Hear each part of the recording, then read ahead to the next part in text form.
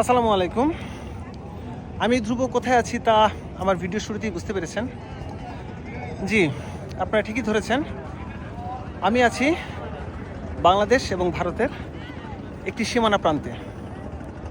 আমি আছি সিলেটের জাফলংয়ের 0 পয়েন্ট এবং আমার পেছনে আছে মেঘালয় রাজ্যের ডাউকি শহরের সেই প্রান্তীয় একটা জায়গা, তাদেরও 0 পয়েন্ট।